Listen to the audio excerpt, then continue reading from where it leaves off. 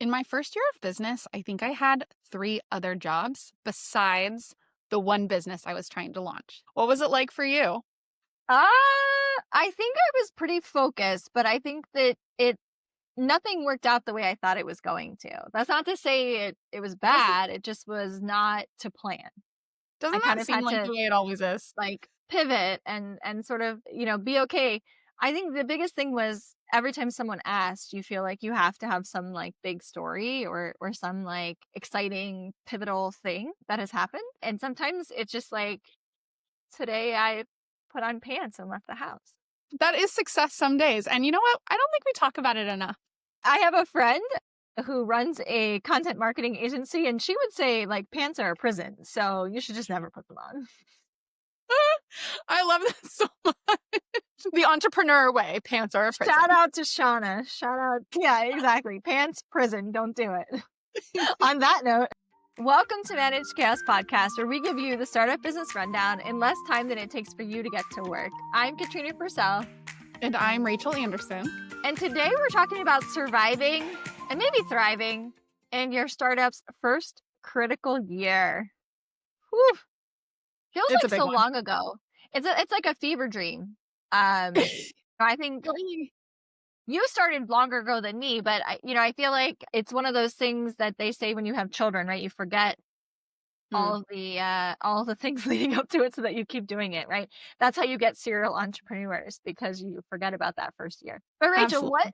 what are the biggest mistakes that first year founders make that can be avoided by listening to this podcast? Yep. Let's start with the good stuff. And to your point, I started my business about 10 years ago. And so when we talk about like jumping in without really understanding what it means to build an actual business versus just having an expertise that you decide to make into a business, I would have been your number one case study. Like open the encyclopedia, look and be like naive business owner. And it would have been like Rachel Anderson right there for all the world to see. I think, in all this time working with lots of different founders, having launched multiple businesses at this point, there's a few things that we can confidently say is some good first steps in avoiding big hurdles or mistakes in getting going. So the first is that you don't want to overbuild before you validate. And that's probably the biggest one I'm going to put. Well, I'll say one of two things is my biggest one. And this would be one of them. So a lot of founders spend so much time perfecting the thing they want to get into the world, whether it's a product or a service, whether it's a website or a free offer or whatever, right? Like you're sort of tinkering on the thing you think needs to be perfect in order for people to buy it. And that's just not what happens. A lot of times your first version's not good. Think of Apple, think of IBM, think of democracy, like whatever you want to put in there. You did not say democracy. I can't. I'm like, I sure did. Because there's so many different versions that exist after the first one and people keep iterating on it and it works for different scenarios and peoples and things. Okay, we'll put the democracy thing aside. But in the business sense, like almost no business stops after the first one and says, we nailed it on the first try. We're perfect. We yeah, don't need to change. And so instead of getting caught in this like long-term build of something that might end up not resonating and spending so much time, money, resources on building something that ends up not converting or, in other words, people don't buy, uh-huh. it's better to validate in short spurts as you build. And we call it an MVP, the minimum viable product. What's the thing that actually provides value at its most minimum form? That's the thing you want to put into the world as quickly as possible to get validation that you're on the right track. The second one is really underestimating the amount of cash you need to get going. I was talking to a lawyer the other day, and she said from a legal perspective, most startups end up spending about $10,000 to $15,000 just to protect their legal entities. Wow. Yep. Now, that doesn't mean that all solopreneurs are in that same boat. It does not mean that most startups actually decide to invest in legal fees out the gate.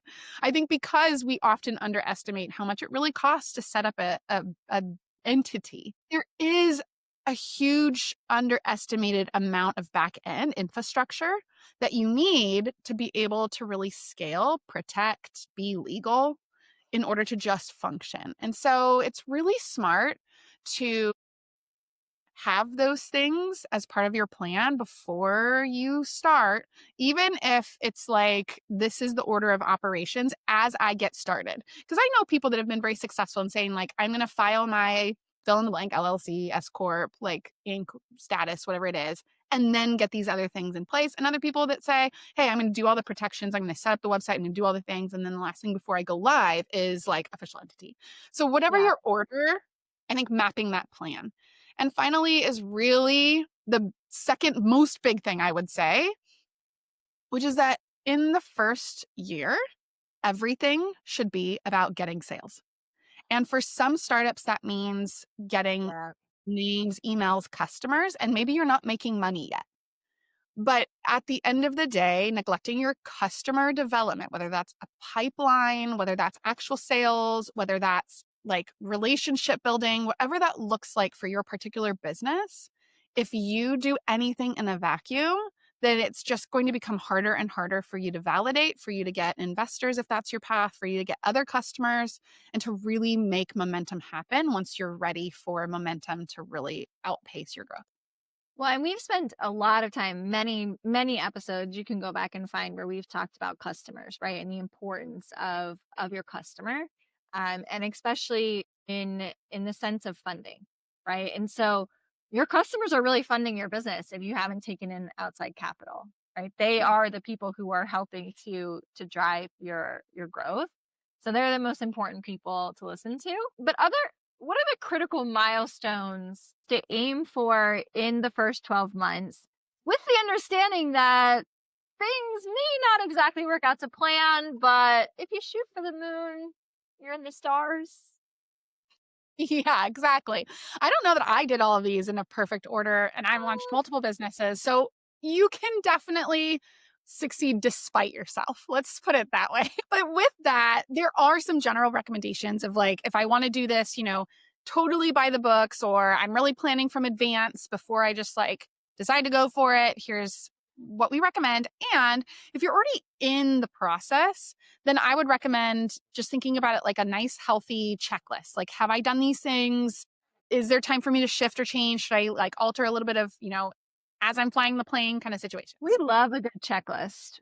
I love a good checklist. I also love a good post-it note. Sometimes it looks like a total like psychopath in here with post-it notes everywhere. We should actually put on the Instagram a behind the scenes of our desks because mine is covered in multicolored sticky notes that are all various lists of things.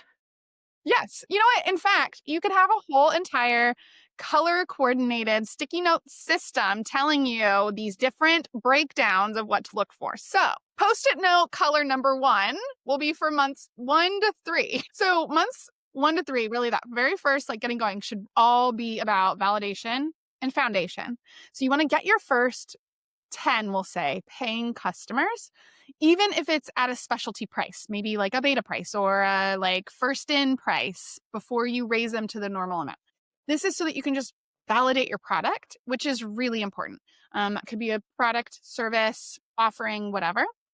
But you want to make sure that people are going to actually pay for it at any price and then give you that feedback. At the same time, this is the time for you to establish your legal entities, your bank accounts, set up your basic financial systems, file with whatever government agency you're with, like whatever the thing is.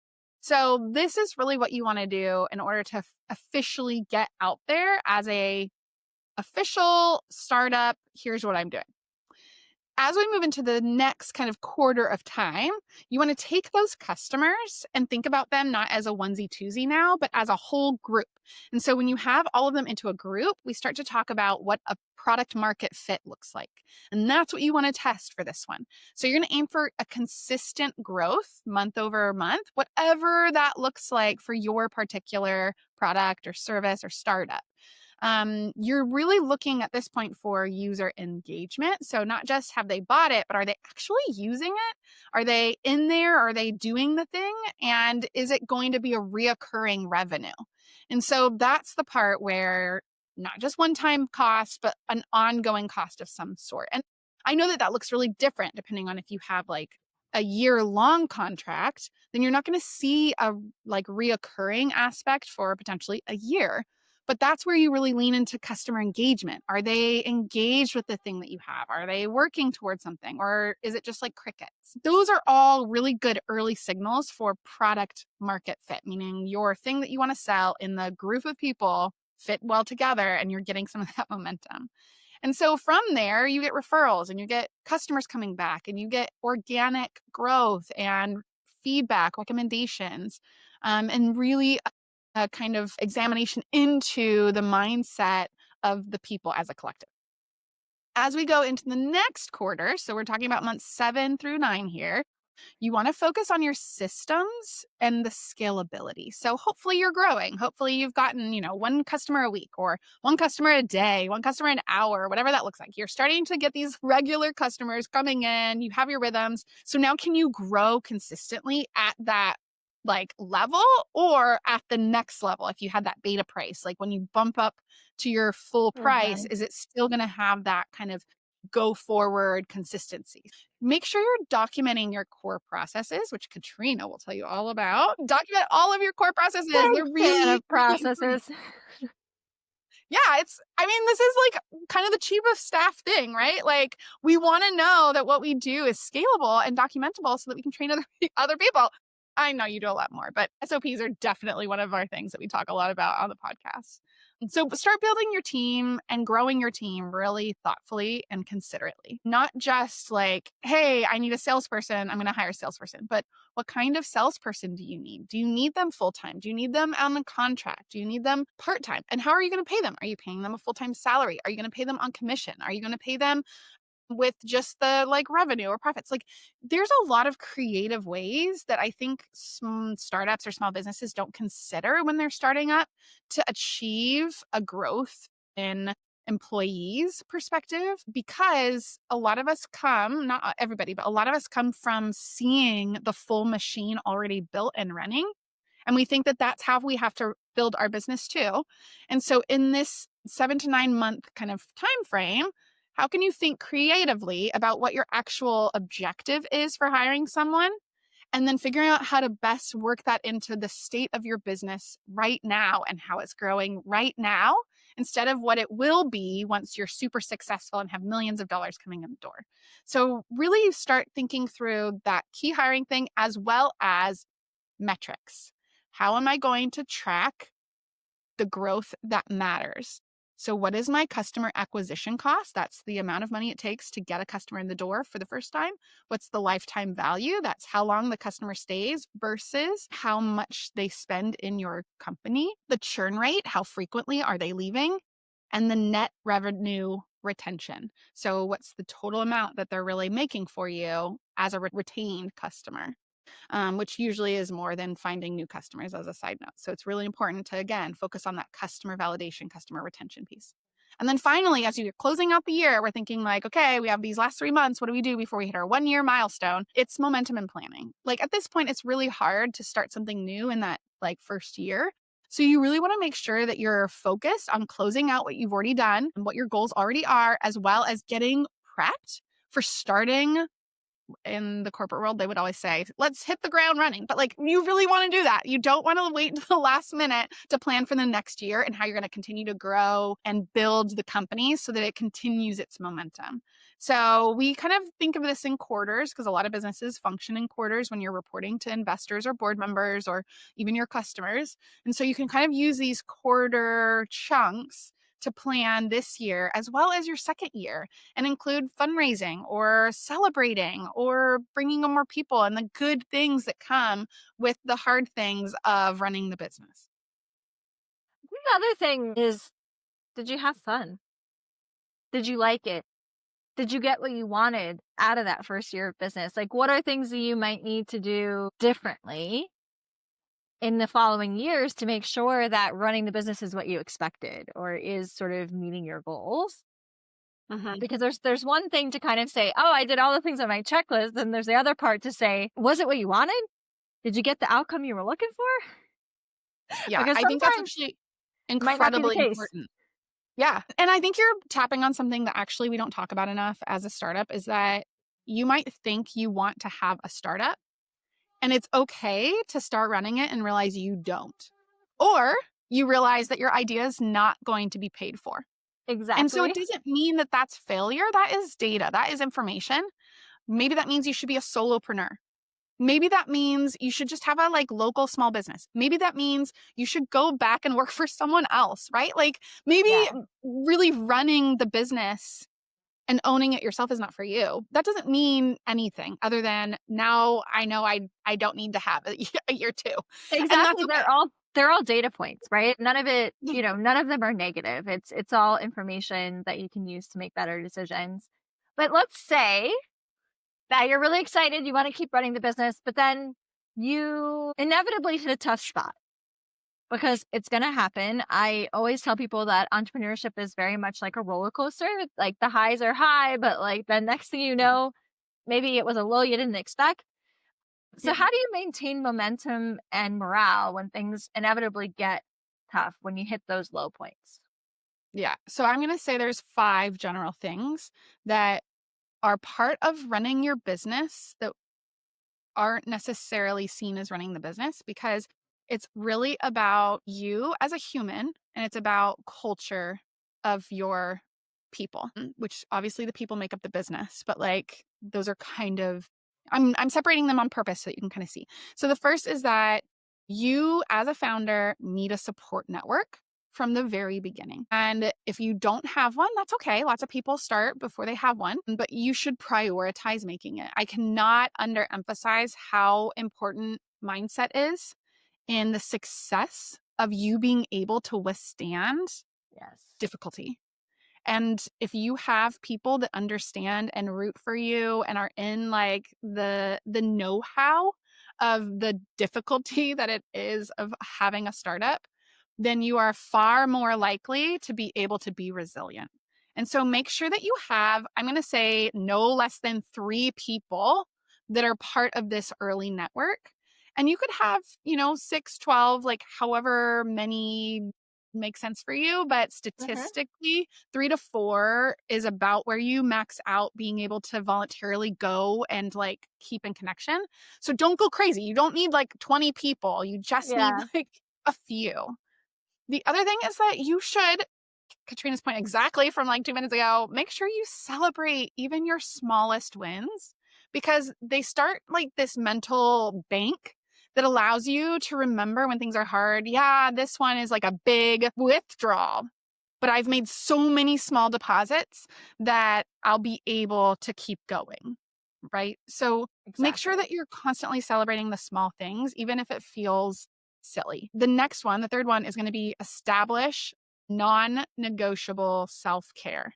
Now, I've been doing a lot of research recently on self care. So I'm just going to, as a side note, say that this does not mean like I'm not going to go places or like I'm going to treat myself to like $100 meal somewhere. The things that we say about self care don't have to be what they are. But think of ways that you can make sure that you're maintaining your own life outside of work. Because at the end of the day, this is just a job, just like everything else. Now that job is working for yourself, but that doesn't matter. It's still just a job. So, what are the things you're going to do to make sure that you as a human are fully taken care of? Is it I set aside every single night to be with my family and I don't work until after 9 p.m. if I have to work?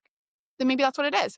Or maybe it's I will, go to my exercising thing, whether that's a walk around the block or like whatever fancy orange fitness class or like lifetime or whatever the thing is in your neighborhood that's like, oh, that's fancy. Maybe that every single morning before I start work. Like maybe that's your version of self-care. I'm going to have breakfast every day. For me, I'm going to drink my coffee on the couch and not actually feel guilty about it. Like I'm just going to take this time to wake up and be with my golden retriever and just like enjoy the morning and like see the sun, right? Like that's my self-care. So like it can be whatever your thing is, but make it non-negotiable. The other thing is that you want to maintain a winnings and learnings log. So as Viola Davis once said to her daughter, which I love it so much. She said, if you're not earning, and that's what we're going to do here. If we're not winning, we're learning. So it's not failure, it's just learnings. But make sure you write those down so that you can really recall that and make sure that you don't repeat some of those, we're going to say learnings.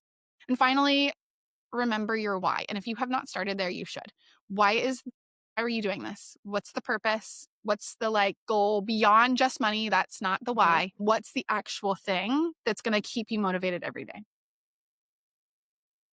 Yeah, I love that. I think their why and what's going to keep you motivated every day is so different for every person. So it's so hard Mhm. to say sort of what that is. But what I have found to be the most successful is if you have a dry erase board or like a cork board, like write it down in a place where you can look at it and you can see it. Because Yeah.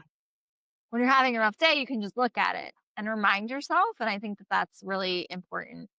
So surviving your first year and honestly, all of life is not about having all the answers, right? It's about staying focused on what matters. It's about learning quickly. It's about being able to pivot and adjust. It's about being sustainable sort of from the start. So trying to figure out how to make sure your processes can keep up with you. If you're launching a business in 2026, you've got this, but we want to hear from you. Start prepping now, find that support network. Remember, every successful company that you admire barely survived their first year, too. Or maybe they had a great first year and a bad second year, right? It's not always the same journey, but it's your journey. So share with us about that journey. Subscribe to Manage Chaos Podcast on your preferred podcasting platform, especially YouTube, and definitely comment or let us know topics that you'd like for us to cover. We will see you on the next episode of Manage Chaos Podcast. Outsourcing your US tech talent shouldn't be hard. With Pobble.io, we deliver high quality teams on demand and provide huge cost savings to your business. Try it now at Pobble.io. Mention the amazing guys at Manage Chaos when you email us and get a free market data report. Email contact@pobble.io.